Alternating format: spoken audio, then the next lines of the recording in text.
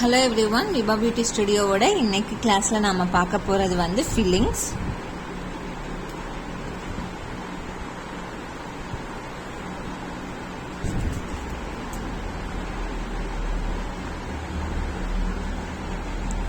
So fillings வந்து நம்ம already பார்த்துட்டோன்னு சொன்ன நீங்கள் நினைக்கலாம். அது வந்து பேசிக் ஃபில்லிங்கில் வந்து நமக்கு ரவுண்ட் வரும், ரவுண்ட் வித் டாட்ஸ், ஸ்வேர்லு, அது எல்லாமே நம்ம டிஃப்ரெண்ட் டைப்ஸ் ஆஃப் ஸ்வேர்ல் அது எல்லாமே பார்த்தோம். ஆனால் நான் வந்து இதில் என்ன சொல்கிறேன்னா, இதோட காம்பினேஷன் ப்ளஸ் இதுக்கு முன்னாடி நம்ம கற்றுக்கிட்டோம் இல்லைங்களா, அதாவது லைன்ஸு, ஹம்ப்ஸு, இதையெல்லாம் கம்பைன் பண்ணி நம்ம எப்படி ஃபில்லிங் பண்ணுறது அப்படிங்கிறது. நீங்கள் ஒரு மெஹந்தி டிசைன் பார்த்தீங்கன்னா இதை மட்டுமே போட்டு ஃபில் பண்ணியிருக்க மாட்டாங்க. இப்போ ஒரு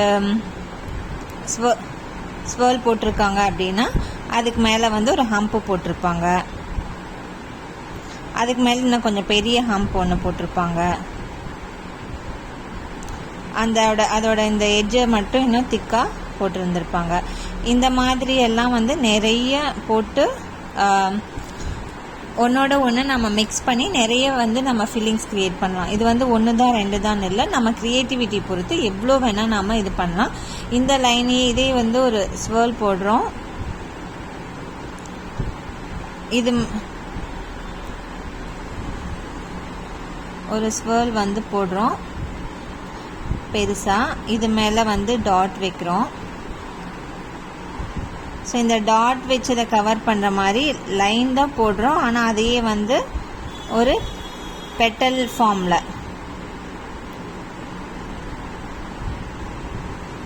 ஓகே, ஸோ நம்ம வந்து பேசிக்காக லைன் எல்லாம் நம்ம ஏன் வந்து ப்ராக்டிஸ் பண்ணணும் அப்படின்னு சொல்லி சொன்னோன்னா, இந்த மாதிரி வந்து நமக்கு எந்த ஃபார்மில் லைன்ஸ் வந்தாலும் நமக்கு போட தெரியணும் அப்படிங்கிறதுக்காக.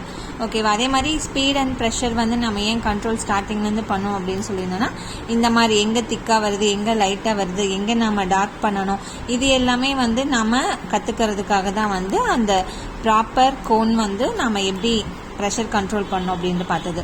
ஒருத்தங்க வந்து கமெண்ட்டில் கேட்டிருந்தாங்க எப்படி வந்து கோன் பிடிக்கணும் அப்படின்னு சொல்லிட்டு.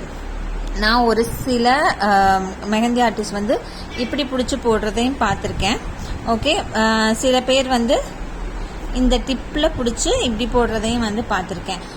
மோஸ்ட்லி வந்து கோன் ஹேண்ட்லிங், கோன் ஹோல்டிங் அப்படிங்கிறது வந்து நம்மளுடைய கம்ஃபர்ட் எப்படியோ அப்படி தான். பட் நான் பர்சனலி என்ன சொல்லுவேன்னா, இங்கே நம்ம யூஸ்வலி வந்து பேனா வந்து பிடிச்சி எழுதுவோம் இல்லைங்களா, அந்த மாதிரி இங்கே பிடிச்சா ஓகே. ரொம்ப கிட்ட பிடிச்சா என்ன பிரச்சனைனா, அந்த நம்ம பிடிக்கிற இடத்துலேருந்து அந்த டிப்பு வரைக்கும் உள்ள மெஹந்தி வந்து சீக்கிரம் தீர்ந்து போயிடும். ஒவ்வொரு தடவையும் நீங்கள் பேக்லேருந்து புஷ் பண்ணுற மாதிரி இருக்கும். இதே கொஞ்சம் பின்னாடி பிடிச்சிங்க அப்படின்னா அது உங்களுக்கு கொஞ்சம் தூரம் வரைக்கும் ஃபில் பண்ண வேண்டி வரும். இப்போ நான் பிடிச்சிருக்கிற லென்த் வந்து, ஸோ எனக்கு ஒரு டார்க் லைன் போட்டு ஒரு டபுள் லைன் போட்டு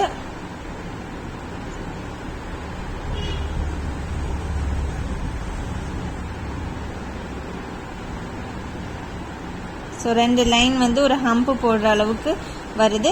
இன்னும் அதுக்கப்புறம் வேணும்னா நான் கொஞ்சம் கையை அட்ஜஸ்ட் பண்ணி அகெயின் பேக்கில் இருக்கிறத கொஞ்சம் ஃப்ரண்ட்டில் கொண்டுட்டு வரேன். ரொம்ப முன்னாடி பிடிச்சோம் அப்படின்னா அது வந்து சீக்கிரம் தீர்ந்து போயிடும். நம்ம அடிக்கடி அட்ஜஸ்ட் பண்ணுற மாதிரி இருக்கும். ஃபிங்கர்ஸ் வந்து வலி எடுக்கும், மெஹந்தி போடுறது வந்து கொஞ்சம் லேட் ஆகும்.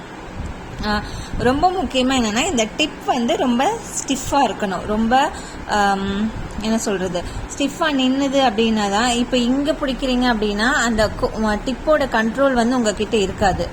ஓகே, ஸோ ஓரளவுக்கு முன்னாடி பிடிக்கும்போது அந்த டிப்போட கண்ட்ரோல் உங்ககிட்ட இருக்கும். ஸோ ப்ரெஷரோ ஸ்பீடோ உங்களால் ஈஸியாக இது பண்ண முடியும். அதனால் வந்து கொஞ்சம் முன்னாடி பிடிங்க. ஒரு பெண்ணில் நாம் இது பண்ணுற மாதிரியே நீங்கள் தாராளமாக அதை ட்ரீட் பண்ணலாம். அப்படி பண்ணும்போதே உங்களுக்கு ரொம்ப ஈஸியாக இருக்கும். இந்த டிப்போட கண்ட்ரோல் நம்மக்கிட்ட இருக்கணும். அவ்வளோ தூரம் உங்களுக்கு எந்த தூரம் வருதோ அந்த தூரத்தில் வந்து பிடிச்சிக்கோங்க. ஓகேவா? So back to filling. So ஃபில்லிங்கில் வந்துட்டு இப்போ இங்கே இந்த மாதிரி ஒரு பாக்ஸு, ஏதாவது ஒரு டிசைன் நம்ம ஃபில் பண்ணுறோம் அப்படி, அதில் வந்து நம்ம ஃபில்லிங் போடணும் அப்படின்னா, இப்போ ஸ்வேர்ல் போடுறோம், ஸ்வேர்ல் மேலே ஹம்ப்பு, இப்போ அது மேலே பெரிய ஹம்ப் போடுறோன்னு வைங்க. ஸோ இது வந்து ஒரு டிசைன். இதுக்கப்புறம் ஒரு லைன் போட்டு இந்த ஒரு ஃபில்லிங்கை நம்ம ஃபினிஷ் பண்ணுறோம். மறுபடியும் ஒரு ஸ்வேர்ல், மறுபடியும் அது மேலே ஒரு ஹம்ப்பு, அது மேலே ஒரு பிக் ஹம்ப்பு, அந்த எட்ஜஸ் வந்து டார்க் பண்ணுறோம். அதுக்கப்புறம் ஒரு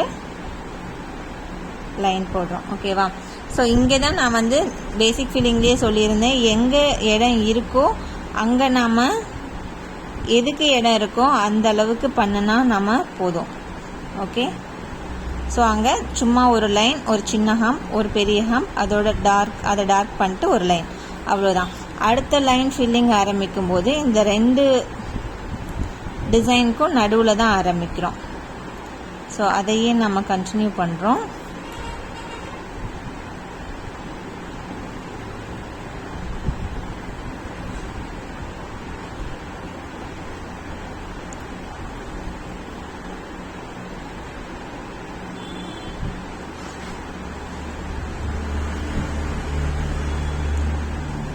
லைன் இல்லாமல் டைரெக்டாக ஹம்ப்பு, பெரிய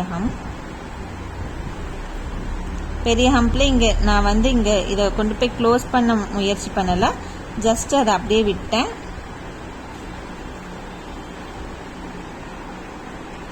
ஓகே, இங்கே வந்து உங்களுக்கு வேணும்னா ஜஸ்ட் சின்ன சின்ன ஃபில்லிங், ஏன்னா அவ்வளோக்கு தான் அங்கே இடம் இருக்கும்.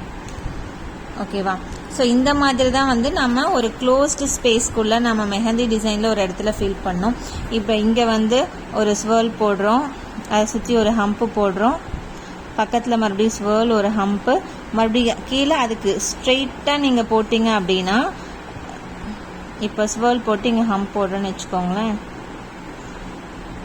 இங்கே போட்டு இங்கே போடும்போது அதோட டிசைன் எப்படி இருக்குது, நமக்கு ஒரு மாதிரி ரொம்ப கொலாப்ஸாக இருக்குது, ஒரு நீட்னஸே இல்லை இல்லையா?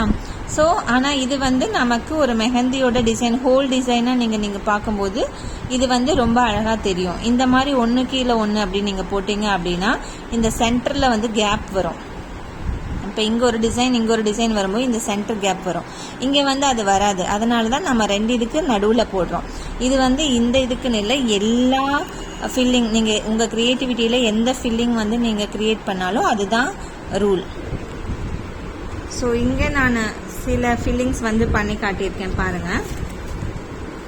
நாம் இந்த ஒரு டைப் ஆஃப் ஸ்வர்ல் பார்த்தோம். ஸ்வர்லுக்கு அடுத்தது ஒரு ஜிக்ஸாக் லைன், மறுபடியும் அதே தான். அடுத்த லைன் வரும்போது இந்த 2 ஸ்வர்லுக்கு நடுவில் தான் வந்து இது போடுறோம். அதே மாதிரி தான். அப்படி இந்த எட்ஜில் பாருங்கள், இங்கே ஒரு ஃபுல் ஸ்வர்லை கொண்டு போய் நம்ம போடுறதுக்கு முயற்சி பண்ணல.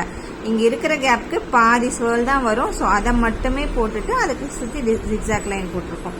இந்த மாதிரி நம்ம பண்ணும்போது தான் அது ஒரு நீட்னஸ் இருக்கும். இங்கே பார்த்தீங்க அப்படின்னா ஸ்வர்லு, ஒரு லைனு, 2 ஹம்ப்பு, அப்புறம் ஒரு டாட்டு, ஒரு கர்வ்டு லைன் ஒன்று, அதே மாதிரி தான் கண்டினியூ பண்ணியிருப்போம். ஸோ இது ஒன்றும் இல்லை, வெறும் ரவுண்டு, அதை சுற்றி 3 ஹம்ப்பு. ஸோ இந்த எட்ஜஸ் எப்படி ஃபினிஷ் பண்ணியிருக்கோம் பாருங்கள், அதுதான் வந்து ரொம்ப இம்பார்ட்டண்ட்டு. நம்ம அவ்வளோ எங்கேயும் வந்து கொண்டு போய் நெருக்கலை, இது பண்ணல. அங்கே என்ன ஸ்பேஸ் இருக்கோ, அந்த பாக்ஸ்குள்ளே என்ன ஸ்பேஸ் இருக்கோ அதுக்குள்ளே மட்டுமே நம்ம டிசைனை இன்க்ளூட் பண்ண முயற்சி பண்ணியிருக்கோம். அதே தான் இங்கேயும் டாட்டு, ஒரு லைனு, 2 ஹம்ப்பு, அதை சுற்றி ஸ்வர்லு, ஒரு டார்க் லைனில் ஒரு இது கர்வ்டு லைன். ஓகேவா? ஸோ அதே தான் இங்கேயும் பாதி. ஓகே, இங்கேயும் நாம் இதுக்கப்புறம் ரொம்ப போட முயற்சி பண்ண இந்த பாக்ஸ்க்குள்ளே என்ன முடியுமோ அதுதான். ஸோ இதுவே தான் எல்லா பக்கமும் ஸ்வர்லு, அது சுற்றி 3 டாட்டு, 2 லைனு. ஓகே, ஸோ இந்த எட்ஜில் வந்து இங்கே 2 லைன் மட்டும்தான் கொஞ்சம் கொண்டு வர முடியும், அவ்வளோதான். இங்கே வந்து ஒரு டாட்டும் கொஞ்சம் லைனும் மட்டும்தான் கொண்டு வர முடியும், ஒரு ஸ்வர்ல் தான் கொண்டு வர முடியும். ஸோ எங்கே எது ஃபிட் ஆகுதோ அதை மட்டுமே நம்ம இது பண்ணியிருக்கோம். ஸோ இந்த மாதிரி தான் வந்து நீங்கள் நிறைய டிசைன்ஸ் உங்கள் க்ரியேட்டிவிட்டியில் நீங்கள் இது பண்ண முடியும். ஹம்ப்பு, ஸ்வர்ல், லைன்ஸ் அண்டு இந்த டாட்ஸ் மட்டுமே போதும், நீங்கள் நம்பர் ஆஃப் டிசைன்ஸ் க்ரியேட் பண்ணலாம். ஸோ க்ரியேட் பண்ணுறீங்க அப்படின்னா மறக்காமல் அதை நீங்கள் போஸ்ட் பண்ணுறீங்க அப்படின்னா மறக்காமல் என்னை டேக் பண்ணுங்கள். எனக்கு நிஜமாகவே ரொம்ப சந்தோஷமாக இருக்கும் பார்க்குறதுக்கு. Okay, thank you. இந்த வீடியோ உங்களுக்கு யூஸ்ஃபுல்லாக இருந்துச்சுன்னா மறக்காமல் சப்ஸ்கிரைப் பண்ணிவிட்டு உங்களுக்கு மெஹந்தி பிடிச்ச ஏதாவது ஃப்ரெண்ட்ஸ்க்கு கற்றுக்கணும்னு நினைக்கிறவங்களுக்கு மறக்காமல் ஷேர் பண்ணுங்கள். தேங்க்யூ.